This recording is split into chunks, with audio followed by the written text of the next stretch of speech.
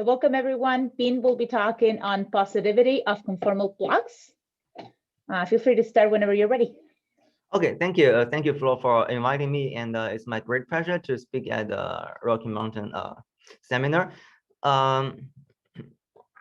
Yes, so the talk of my the topic of my today's talk is to talk about some feature of conformal blocks, which I think was not studied previously, because it is related to the conjugate structure of the Riemann surface, and for this kind of to deal with these kind of objects, to deal with the complex structures, the conjugate of complex structures, very often the methods of complex analysis or complex geometry or algebraic geometry will fail. So I think that's one reason why previously people were not interested in this topic, but it turns out that there are some interesting things here. And yes, so let me begin my talk by reviewing some basics of the conformal blocks. So I will always assume in my talk that V is a strongly rational VOA, which means that it is, let's say, rational C2 cofinite and CFT type, self-dual, blah blah blah. These kind of nice properties, which for which you have a modular tensor category. And I want to first review some basics of conformal blocks. So to describe a conformal block, you need the data of, first of all, a compact Riemann surface C, and you also need some mark points. So for simplicity, I assume that the Riemann surface is connected, but if it is not connected, then you just need to assume that you just need to deal with each connected component separately. So it's not a big issue. And for each, we assume that there are mark points x1 to xn, and for each mark points, I have a local coordinate. So eta1 is for x1, eta2 is for x2, and so on. And by a local analytic coordinate, what I mean is that eta j is a local coordinate of xi, which means that there is a neighborhood of around xi such that eta j is a analytic function, and it is a one-to-one. I should say it. I should add that one-to-one analytic function from a neighborhood of xi to a neighborhood of 0. And for simplicity, I will assume that the range of eta j contains the closed unit disk, which I write as v bar. So in other words, if you identify the requirement here is that if you identify the neighborhood near xi with the neighborhood near origin using this map, then this neighborhood should contain the closed unit disk. So this is my requirement. The reason we require this is that later I need to cut off this open disk, and I want to glue together some Riemann surfaces. So that's why I require this condition. Okay, so besides having the mark points and local coordinates, I also want the representations. So for each mark point, I give a representation. I give a V module. So W1 to Wn are associated to X1 to Xn. Okay, so given all these data, I can define a conformal block, which I write as phi to be a linear functional from W1 tensor, the tensor product of W1 to Wn to the complex field. And it is defined in such a way that it is invariant under the actions of V. So the precise meaning of invariant and action is quite technical. It's not easy to describe, so I will not say too much about what it means by invariance. But anyway, the definition here is given first by Yongchang Zhu and later by for more generally by Edward Franco and Ben Zwi in their book Vertex Algebras and Algebraic Curves. And but I do want to point out that this definition it does rely on the mark points, the local coordinates, and the complex structure of C. In other words, if these data are changed, then the meaning of action and the meaning of action is changed. Okay, so this is one main thing about the conformal blocks. So instead of giving you the precise definition of this sentence of the what is actually a conformal block, I will instead give you some examples. The most natural example is vertex operator. So a vertex operator could be regarded as a conformal block on P1. So associate and the mark points are 0, z, and infinity, and the local coordinates are the standard one. So I should add that. The local coordinate at 0 is t. T is the standard coordinate, and at z is t minus z. At infinity is 1 over t. So this is the standard, the most natural choice of the local coordinates. So in that case, the vertex operator and this kind of conformal blocks associated to this data are roughly the same. And a slightly more complicated is that you can replace. Sorry, I also want to mention that. So associated to 0, z, infinity are the modules w, v, and w prime. W prime is the contragradient module of w, and then this conformal block is given by the vertex operator for the module w. And slightly more complicated is where you replace 0, z, you replace w, v, and w prime by w1, w2, w3, 3 modules. Then it becomes a type w1, w2, and w3 prime intertwining operator. Okay, so these two are two very basic example of conformal blocks, and you can see that the conformal blocks associated to the 3 mark points P1 is essentially the same as the intertwining operators. So there is an important fact about conformal block is that the dimension of the space of conformal block, it is a topological invariant data. It depends only on the genus of the Riemann surface, the number of marked points, and the modules. So it depends on the genus G, the number big N, which is the number of marked points, and the modules. It does not depend on the complex structure of the Riemann surface. It also does not rely on the position of the points. If you move the marked points, then the definition of conformal blocks is changed, but the dimension is not changed. Okay. So this fact is these are some people which contribute to this very important fact. And the reason that this is important is that we can use this fact to build a vector bundle structure on the over the multi-space of Riemann surfaces. So this is why this fact is important. It also simplifies the calculation for the fusion rule. So this is the fusion rule. This should be regarded as the fusion rule. So this simplifies the calculation of fusion rules. It says that, okay, you do not need to worry about the complex structure and the position of the mark points. So this is some kind of simplification. Another important feature about the conformal block is the sowing and factorization. And many people have actually contributed to some of them contributed to some special examples of this property, but more recently, I think last year, Chiara, Angela, and Nicola, they proved the factorization part for the general strongly rational VOA, and actually their requirement, their condition, the condition required to proving the factorization is slightly weaker than the strong rationality. So anyway, the first general result is given by DGT for factorization, and I proved last year the sowing part. Okay, so this is some of the main contributors to this property. And let me tell you what is the sowing and factorization.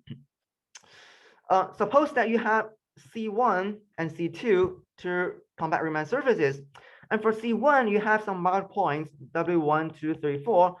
And for C2, you also have some marked points, let's say this, and this. And I pick a unit. So I want to remove the unit disk around this point and I remove a unit disk around this point, and I glue these two together. I also want to glue these two together by removing the two orange closed disks, as you can see on the picture. And after gluing, you get a new compact Riemann surface with higher genus. To do this, so this is the geometric construction. It's very clear. It's just cutting off the unit disks and gluing. To make the new surface also a Riemann surface, what I mean is that to define the complex the complex structure near the gluing gluing curves are defined using this relation. So eta 1, for example, eta 1 is the local coordinate near this point, and eta 1 prime is the local coordinate near this point. And you glue the point near this point and the point, you glue the points near this circle with the which I call P, with the points near this circle, which I call P prime, using this formula. So using this formula, you can make sure that this gluing construction is not just a topological gluing. It is a complex analytic gluing, because this formula is an analytic expression. So after gluing, you have a natural complex structure on near these circles. So this is the geometric part of the sewing of the sewing, and corresponding to this geometric sewing, we can also sew the conformal blocks. So suppose that W1, W2, W3, and W4 are associated to these 4 marked points.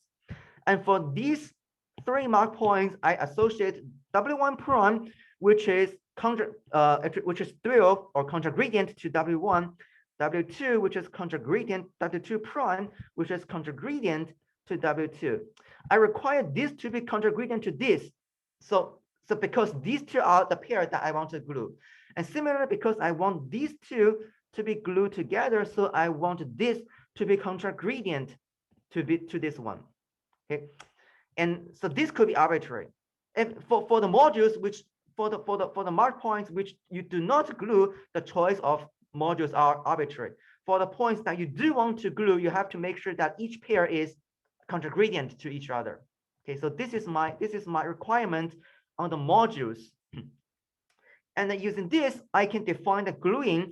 So suppose that phi 1 is a conformal block associated to C1, and these 4 marked points and these 4 modules and the chosen local coordinates. And phi 2, this is page 3. Okay, so and phi 2 is a conformal block associated to this data, associated to these 3 marked points and these 3 modules. Then corresponding to this geometric sewing, this geometric gluing, I can also glue the conformal block, which I write it as phi 1, this pound or sharp, phi 1 sharp phi 2, to be a conformal block on this glued compact Riemann surface. It is defined in this way.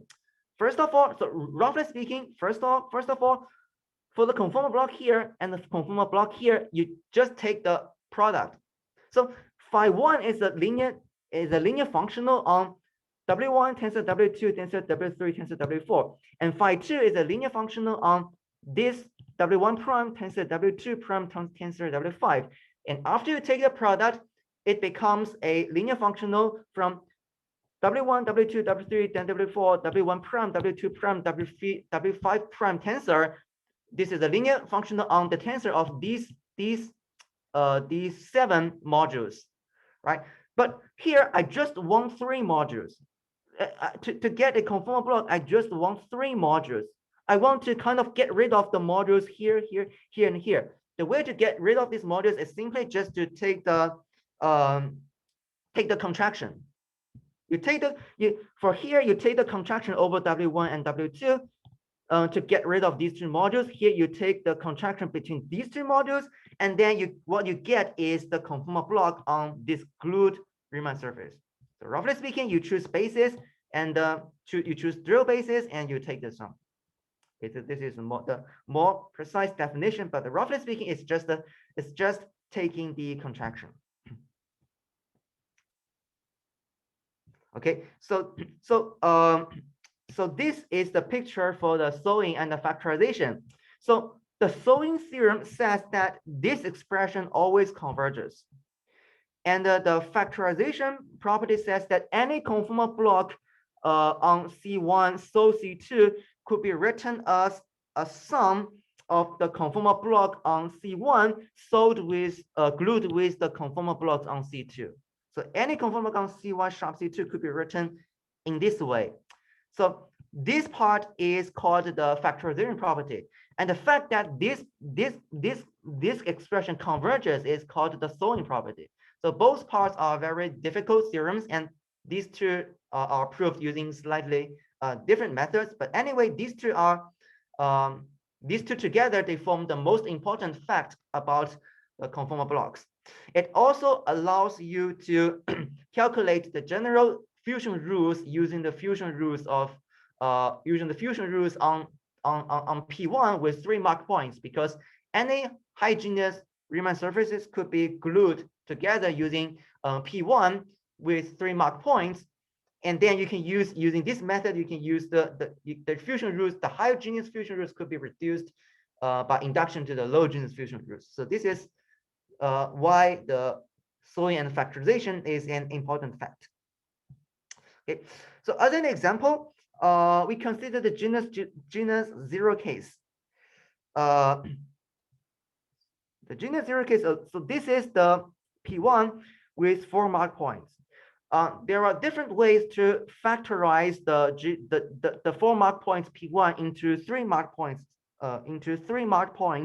P1.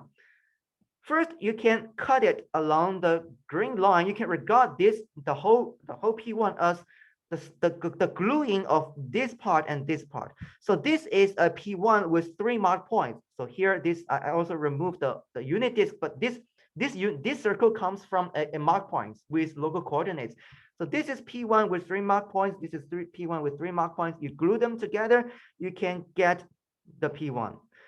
And corresponding to this expression, we can also any conformal block on here could be factored as conformal blocks on here and on here. So this is one way of factorization and sowing. Another way is to factorize it along the blue curve. So it is factored like this way. So it could be written, any conformal block here could also be written as phi 3 here glued with phi 4 here. So these two gluing and factorization will give you the same set of conformal blocks. So this part is first proved by Huang Lepowski in their paper in 1995. But I think the first journal result is you also need the Huang's differential equation paper in 2005. But anyway, this theorem is this part. For this case, this sowing and factorization was first proved by Huang and Lepowski, and it is more or less the same as the associativity for the tensor category of the representations of VOA. So this is, roughly speaking, the associativity for the tensor categories. Okay, so this special case of sowing and factorization is extremely important in the theory of VOA, in the history of VOA. Okay, so much for the backgrounds for recalling some basic facts of the conformal blocks. And next, I will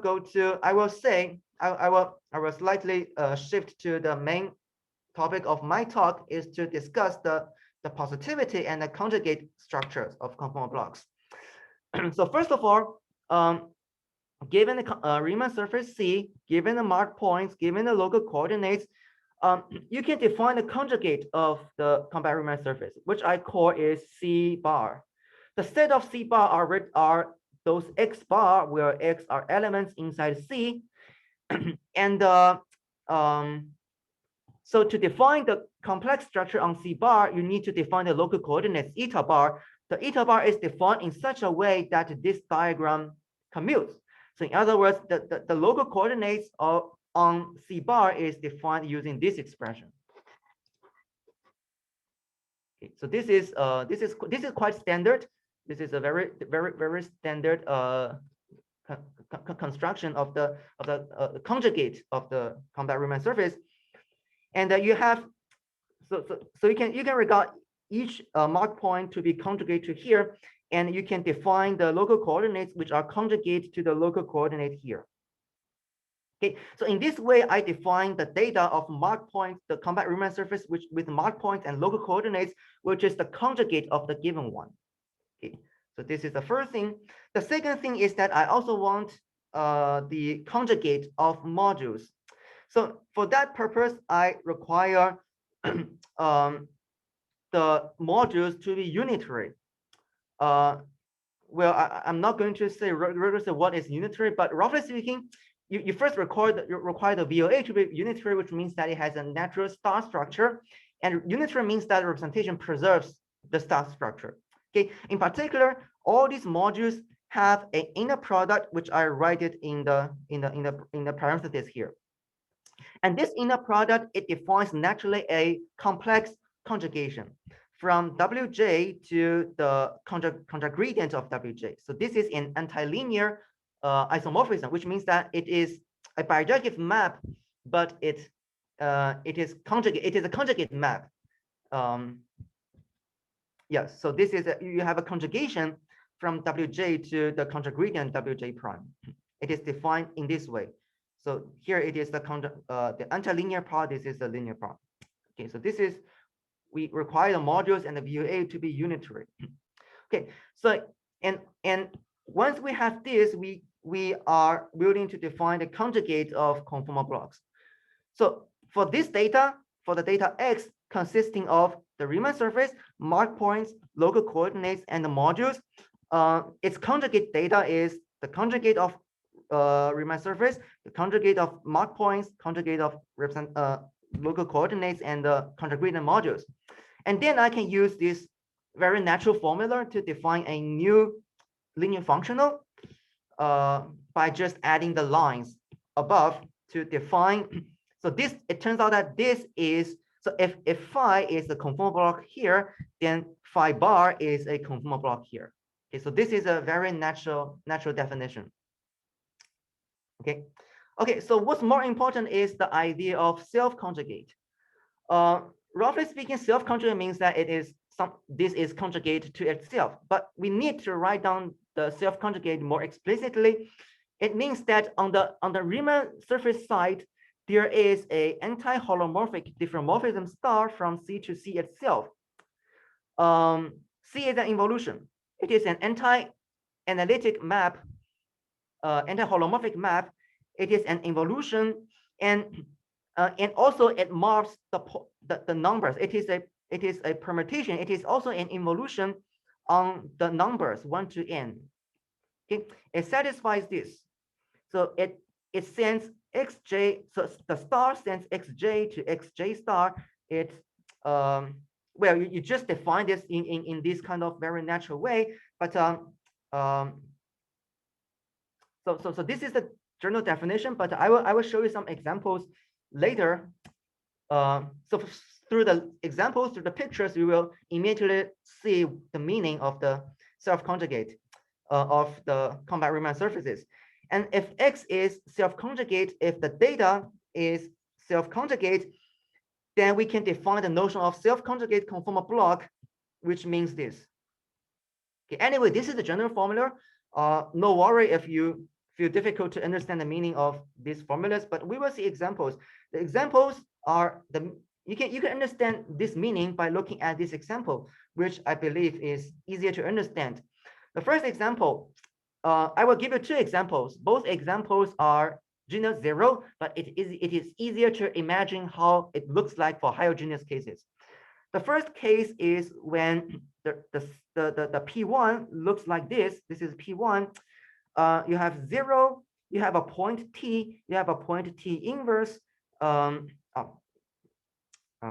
You have a, I think I should add, I guess I missed something. T inverse bar and the infinity. The star structure on P1 is defined by this, is defined by the reflection, and this reflection, this red circle, which I call it to be the equator, this equator is the set of points which is fixed by the star. Okay, so I call this kind of set to be the equator. So regular spin star is the reflection along the equator. And it maps, it sends 0 to infinity, it sends t to t inverse conjugate, t inverse bar. Okay, so this is in this way, the Riemann surface, the marked points, they become a self-conjugate one. And I also define the local coordinates. I define the local coordinates here to be z. Z is the standard local coordinates. And the conjugate one is z inverse. Z inverse is the, I define here to be z inverse. I define the local one here to be z minus t. I define here to be this one. And it's easy to check that it satisfies the piece of condition here. So this data is a self-conjugate data. The star, the pullback of the local coordinate here along star is the, well, actually it is the conjugate of this. So this is conjugate to here, and this is conjugate to here. You can check that all these conditions are satisfied. So this is an example of self-conjugate Riemann surfaces with mark point and local coordinates. And to make the modules also self-conjugate, you just need to make sure that W1 is conjugate to W1 prime, W2 is conjugate to W2 prime. So the modules are also self-conjugate. So this data is a self-conjugate data.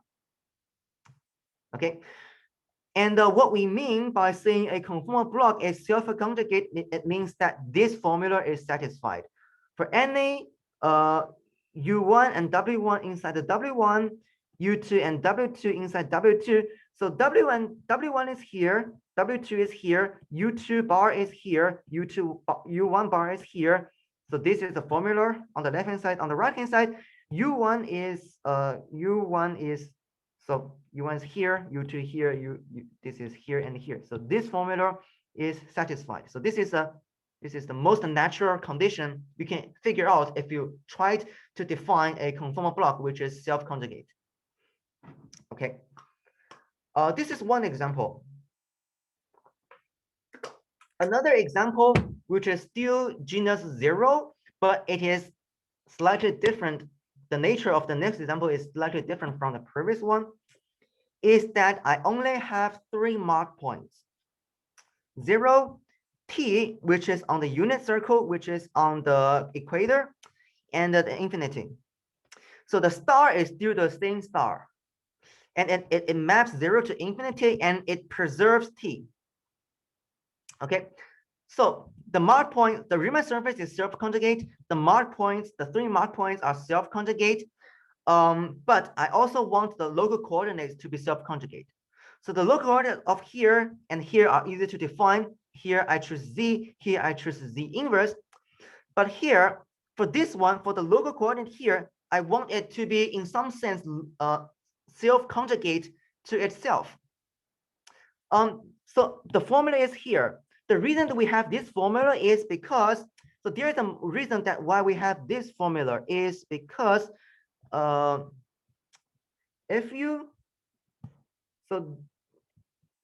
use the if you consider I think e to the you just take I times the log of z, then the sphere model becomes the cylinder model.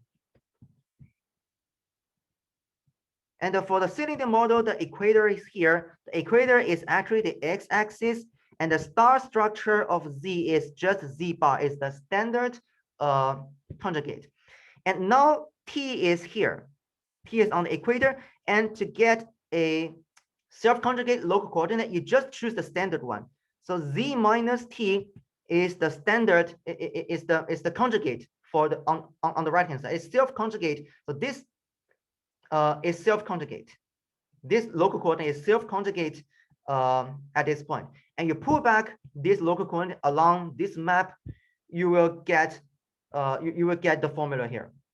So that's why that's how we get this formula by first finding the obvious local coordinates at the cylinder model and pull back it to the sphere model.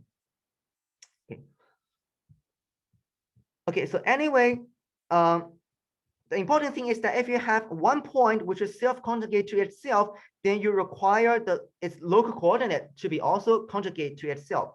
You also require the module associated to this point to be conjugate to itself. So we require the module here to be V. Okay, because we require V, the vacuum module, to be self-dual. So we have a natural way to identify V with its dual module. So I always identify V with V prime. So in this way, the module associated to T is also self-dual. Okay. So this is another example of self-dual Riemann surfaces with mark points and local coordinates. And corresponding to this self-dual structure, I can define what I mean by a self-dual conformal block. It turns out that the vertex operator associated defined the conformal blocks defined by the vertex operator of W. As I said in the previous example, you can use the vertex operator of W to define a conformal block associated to this one. And it turns out that this conformal block is self-conjugate. Actually, this is equivalent to part of the definition of the unitary vertex operator algebra. Okay. So this is this is an example of self-conjugate conformal block. Okay. So next, I want to discuss the gluing of, I want to show you how to get self-conjugate Riemann surfaces and self-conjugate conformal blocks by gluing. There are two ways of constructing a new self-conjugate conformal block and a self-conjugate Riemann surface and a self-conjugate conformal block. What I call is type 1 and type 2. So here, let me show you what is the type 1 construction. So the rigorous definition is like this. For type 1, I only consider Sowing genus 0 curves, genus 0 Riemann surfaces. I assume x1 and x2 are genus 0 self-conjugate, and phi 1 I should add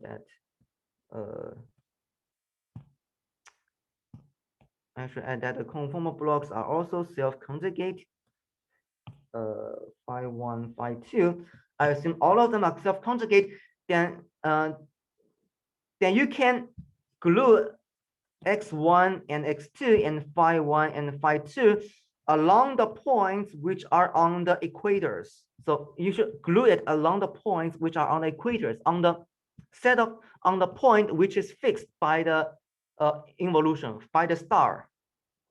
This is fixed by, you should glue it along the points which satisfies this, like the point here. You should not glue it along here because it is not self-conjugate to itself. You should only pick the points on the equator. And you glue it, if you glue it, then you can get a self-conjugate Riemann surface and a self-conjugate conformal block.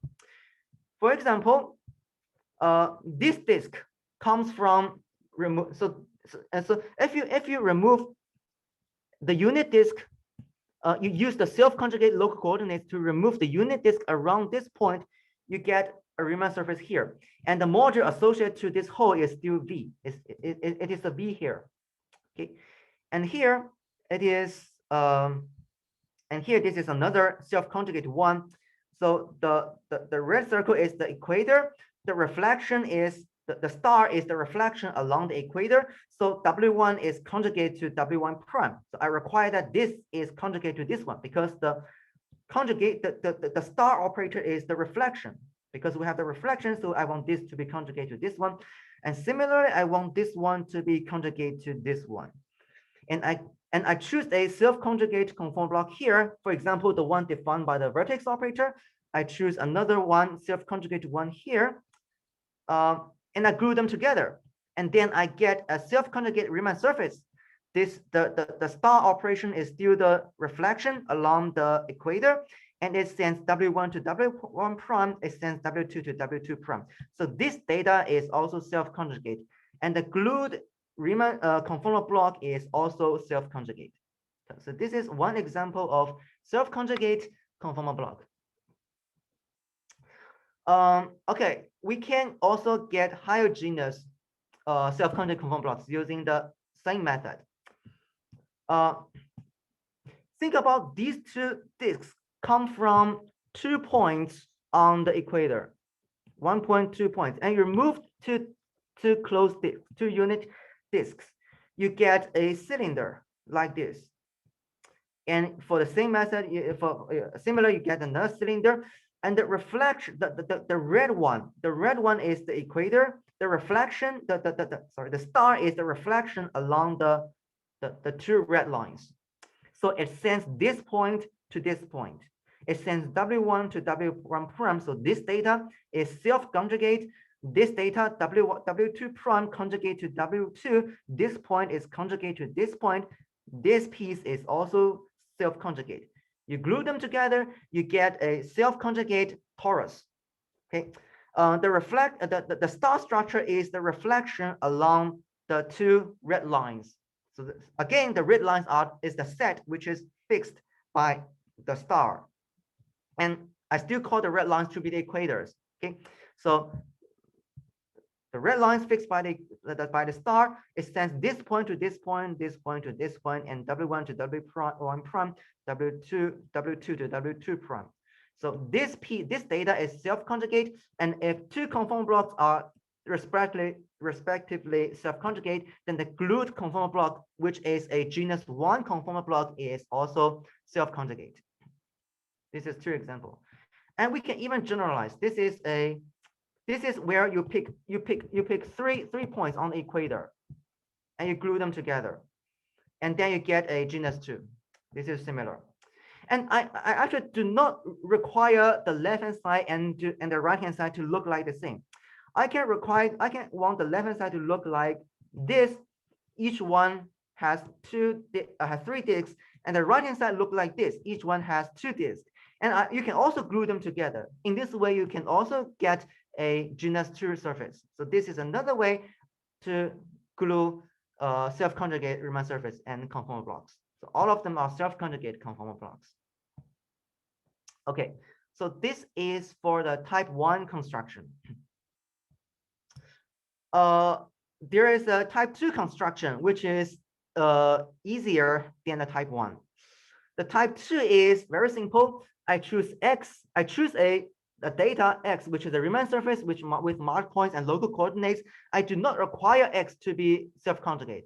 X is here in type 2. X is not required to be self-conjugate, but I do want to glue X with X bar, and then this piece of data is self-conjugate.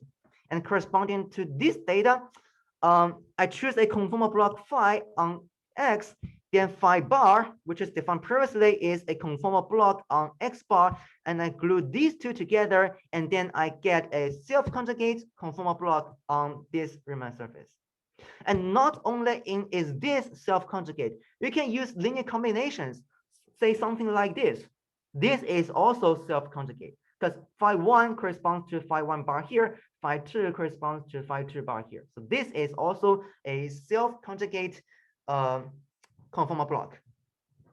And the star structure is the obvious one. The star structure is sends the point X in the small x in big X to X bar in big X bar. So the star is defined in a very obvious way. And here are some examples. For this one, I just choose 3 arbitrary. This is an arbitrary P1 with arbitrary mark points and local coordinates. So this is the disk is the one removed from a local coordinate. And this is X. This is X bar. So W1 is 0 to W1 prime, W2 0 to W2 prime. So W3 is the removed disk. It is conjugate to W3 prime here. You glue these 2 together, you get a new one. The star structure is the reflection along the red circle. So the red circle is the equator. Okay. Now the gluing circle, the circle that you are gluing is the equator. Okay, so this is the equator. And the star structure, it's just a reflection along the equator. It sends here to here and here to here. And in this way, using this method, you can also get a self-conjugate conformal block. So this is a genus 0 example.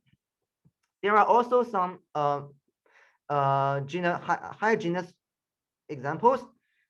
For example, this is a P1 with 4 mark points, and this is for P1. This is the conjugate of this. You glue them together, you get a self-conjugate one, and you also use the formula here to get self-conjugate conformal block. The star structure is again the reflection along the red curves, and it sends this to this and this to this. And yeah, and you can also glue high genus examples. So in type 1, we actually require all these to be genus 0. I require the Riemann surface to be glued are genus 0. So all here are genus 0. The result will be higher genus, but the surfaces to be glued are genus 0. This is for type 1. But for type 2, we allow high genus data. So this is an example. This is high genus. This is genus 1, genus 2. This is conjugate to this one. You glue them together, you get a genus 2. And the star structure is again the reflection along the red equator. Okay, so this is the type 2 construction.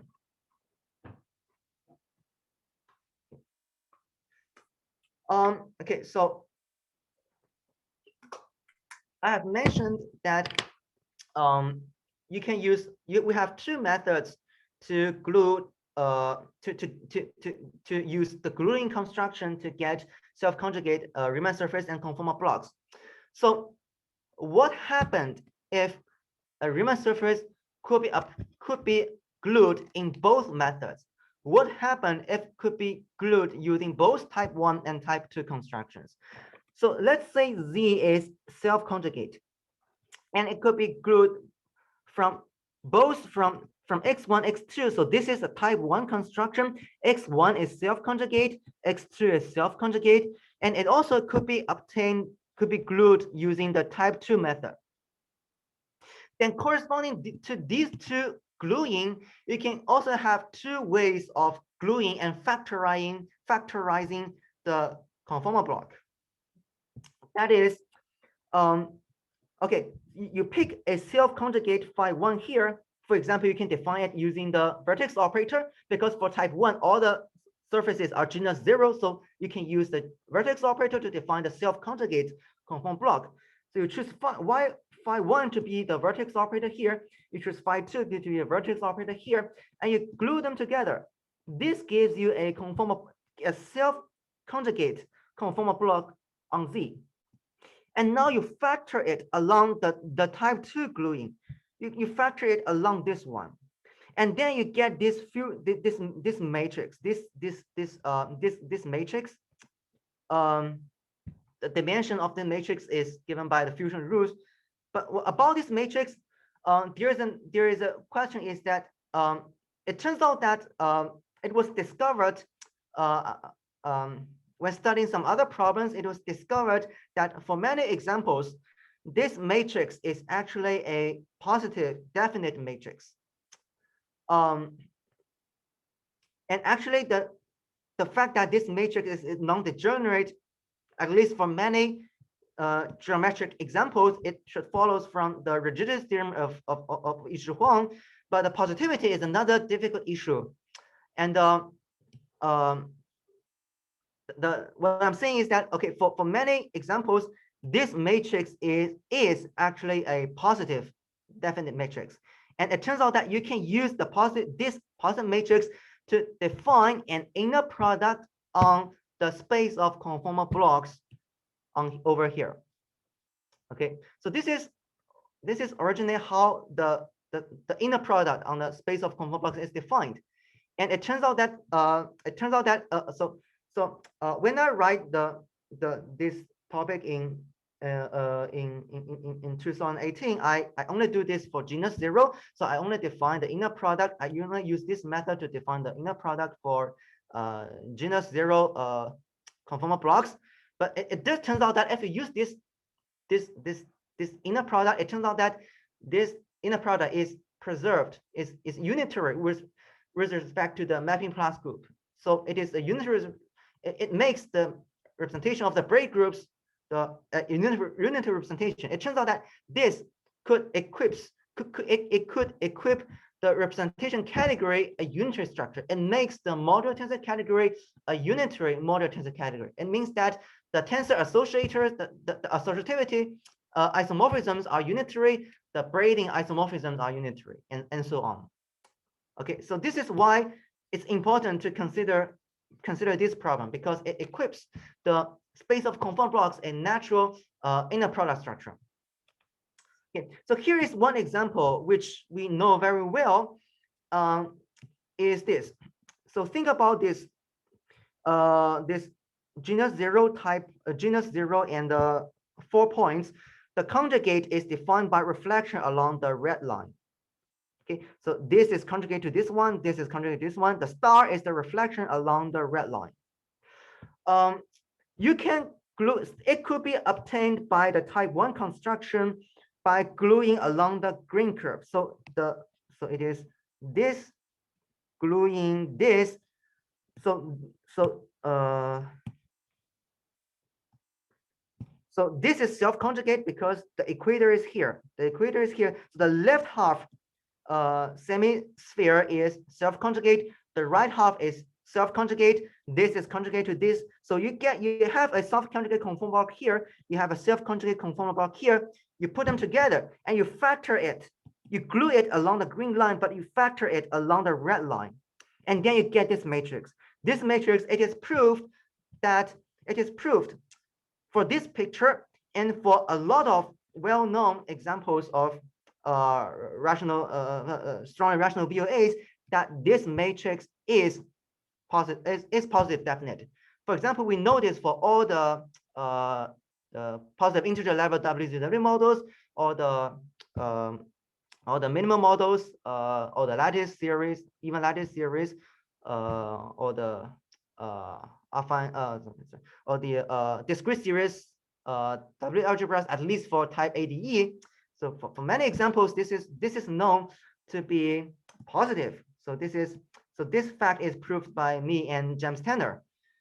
So this is for genus 0, and yes, this is the case that was only discussed in the present literature. But you can also think about the higher genus cases. In the higher genus cases, I'm not sure in general it is true or not, but for many examples of higher genus, the positivity is true. For example, for this torus, you can first sew it. So you recall we have the picture here. You glue it along the green line. You glue it along the green line, and you factor it along the red line. And then the matrix you get is also positive. And this is also true. So we do have this for some higher genus examples. So the last thing I want to say is, okay, what should we expect for higher genus?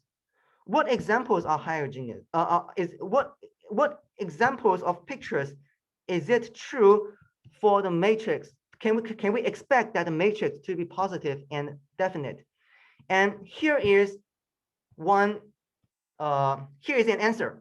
Okay, there is a way to systematically produce a lot of examples of higher genus things, which makes the matrix, which makes the answer to this question to be positive. There's a systematic way to produce high genus examples, is by considering the branched covers of the example here, because we know a lot of examples is true for these examples, but for this picture, and we can use branched covers to get high genus examples. The story is like this. I consider, okay, start from the example here. I choose an arbitrary, I choose G and H to be 2 elements in a finite group. So for simplicity, I just assume that the finite group is the permutation group. Okay, and I choose two elements inside the group, and I can use these 2 elements to define a branched cover of the 4-point P1. is that, okay, you define a map from the fundamental group to the subgroup generated by G and H. It is defined in such a way that, okay, so these four loops, they generate the fundamental group. And you define the map, there's a well-defined map which sends the four loops to G, G inverse, H, and H inverse. So this is G, this is G inverse, this is H, and this is H inverse. Yeah. You define this homomorphism, which is certainly surjective holomorphism of groups. And then you can use this homomorphism to get a branched cover.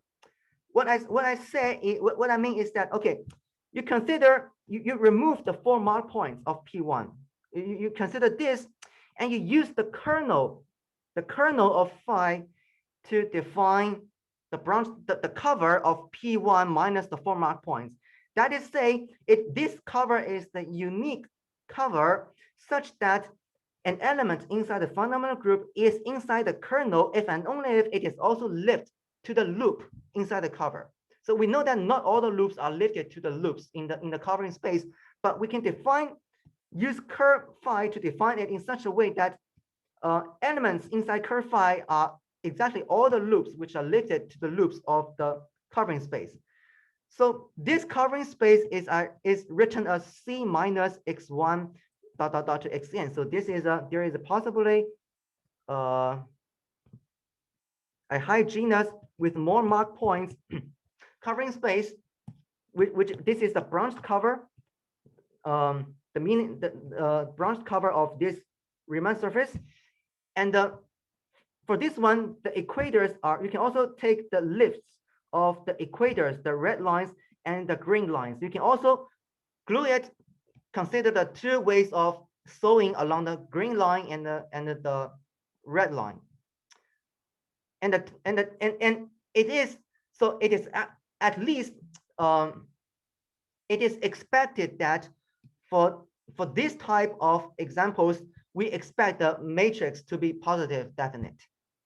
Okay. I probably should explain why we expect this to be positive. This is because this picture of taking the branched cover is related to the permutation orbifold theory. It turns out that you can describe the conformal block here using the conformal block of the twisted representations of some tensor product of n. You can associate to some twisted modules associated to the 4 mark points. I think the first rigorous work in VOA literature for the permutation orbifold is done by Katrina, Barron, and Dong and Mason. They discussed the modules, the twisted modules for the permutation representations. And it turns out that we can also study the conformal blocks. And it could be proved that the conformal block that associated to the 4 mark points P1 and the twisted representation, some twisted representations correspond to the high genus conformal block for the untwisted representations of V. And then you can use the result here for the orbifolds to prove the high genus positivity. So that's why we expect, it is not yet proved, but we expect this could be proved that for this type of examples, the matrix is positive definite. We can use this machinery to produce a lot of geometric pictures which give you positive matrix. Okay, so I think I should stop here. Thank you. Are there questions for Ben? Feel free to unmute yourself and go for it. Thank you, Ben.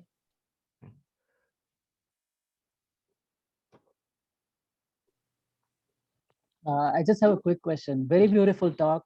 How hard is it to calculate this factorization matrix in a given example?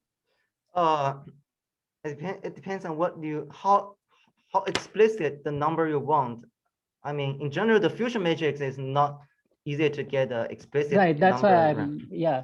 I mean, even for P1 and you are doing associative, it is kind of a factorization matrix, right? I mean, yeah. You have, so how, I don't, it's not easy even in that case. It's, So it's not easy. Well, the point is that you want to write it in such a way that you can prove the positivity. I see, I get it. Okay, yeah. Yeah, there's another way to interpret it.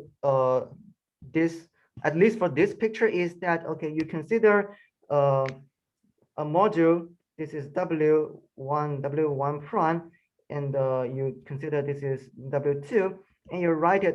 You write it like this. Try to factor it like this. Then the coefficient here is also given by the matrix. Yes. Okay, right. So you didn't calculate it exactly, but you I can didn't show calculate, that. but I write it in such a way that I can prove the positivity. I see.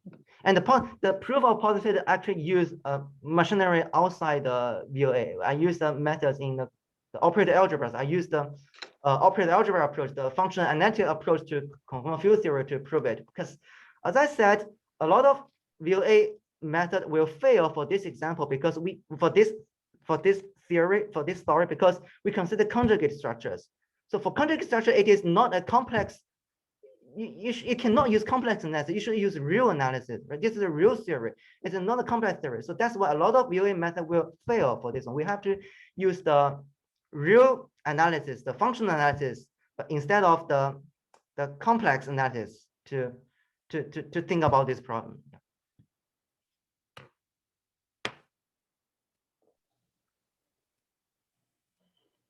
Any other questions for Ben?